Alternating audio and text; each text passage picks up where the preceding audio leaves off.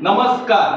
बघा, बरेच वेळा आहे ना ब्लाऊजचे प्रॉब्लेम गिराईक आपल्याला सांगतात, बरोबर ना. आता बघा, हे ब्लाऊज मी शिवलेलं आहे, जशी पद्धत आहे त्या पद्धतीने ब्लाऊज शिवलाय, इस्त्री केलंय, फिनिशिंग केलंय, बरोबर आहे. आणि ह्याचं मटेरियल वेगळं आहे. ह्याचं मटेरियल कसं आहे माहितीये का, की साडीतलं आहे, जरा ब्रोकेट टाईपचं आहे, त्यामुळे त्या पद्धतीचं आहे. आता मला काय म्हणायचंय माहितीये का, बऱ्याच जणांना प्रश्न असा पडतो की आमचं ब्लाऊजला चुण्या येतात किंवा असं अगदी हे होतं, काही कारण सांगतात गिराईक. पण मला एक काय म्हणायचंय माहितीये का, प्रत्येक कापडावर फिटिंग असते.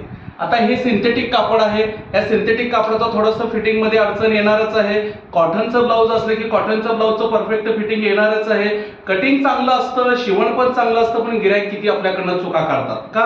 अहो, मोठे मोठे कलाकार आहेत, त्यांच्याकडे तर मोठे मोठे डिझायनर आहेत, ते लोक कडनं शिवून घेतात, त्यांच्या इथं पण रिंकल्स येतात. त्यांचं बी असं इकडे केलं की झोळ येतो. आता असा हात केला की ते कापड हलणारच आहे ना. प्रत्येक वेळेस काय शरीर असं स्ट्रेट थांबलं की मग ते सरळ व्यवस्थित बसेल.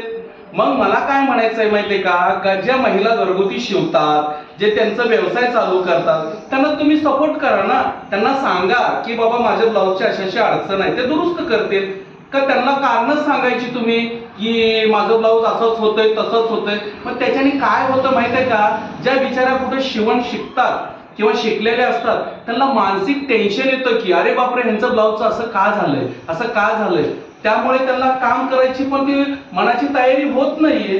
शेवटी बघा, शरीर आहे आणि ते कापड आहे, प्रत्येक कापडानुसार फिटिंग बदलते, प्रत्येक शरीरानुसार ते ब्लाऊज अंगाला तसा बसतो. म्हणून तुम्ही आहे ना, खूप अपेक्षा न करता आहे ना, जे व्यवस्थित वाटतं तेवढीच अपेक्षा करावी. आता ह्या बिचारा किती दिवस झाले शिकतात, त्यांनाही कळायला की नाही तुम्हालाही. आता तुम्ही घरी शिवल्यानंतर तुम्हाला सुद्धा गिराईक असंच कारण सांगतात ना. हा, मग मला सांगा बरं, तुम्ही सुद्धा हे किती 2 तास झालं हे तुम्ही कटिंग करताय. आता हे सिंथेटिक कापड आहे, 2 तास झालं ह्या ताई ब्लाऊजचं कटिंग करतात, तर तुम्हाला किती मेहनत करावी लागली. प्रत्येक वेळेस ते कापड नाचतंय, त्याप्रमाणे आपल्याला नाचावं लागलं. आणि एवढं मेहनत करून सुद्धा शेवटी ते गिरायकाने घातल्यानंतर कारण जर सांगितली तर ते किती वाईट वाटेल. म्हणून मला हेच सांगायचं की कस्टमरला, की तुमचं कापड आणि तुमची बॉडी याच्यावर असतं. कितीही स्किल टेलर असेल, कितीही परफेक्ट असेल, तो त्याच्या पद्धतीने जे शिकवले त्या पद्धतीने काम करत असतो. हे टेप आहे बघू ताई, हे टेप, हा टेप आहे, टेपचाच मापाचा विचार करतो, कारण ते शिवलेलं ब्लाऊज घालून बघत नाहीये. उदाहरणार्थ लेडीजला तर 100% माहित असतं की ब्लाऊज कुठे कसा बसतो, पण आमच्यासारखे जेंट्सनी आम्ही घातलेलं असतं का ब्लाऊज? नसतं. पण आम्हाला जे शिकवलंय, आम्ही जे करतो, नजरेला बघतो त्याच पद्धतीने करतो. म्हणून मला खरंच हात जोडून विनंती आहे की गिरायकांनी कुठेतरी समोरल्या टेलरला पण थोडं समजून घेणं गरजेचं आहे, जेणे की आपण काय काम केलेलं आहे त्यांच्याकडनं, आपण कसं घातलेलं आहे त्या पद्धतीने विचार करावा.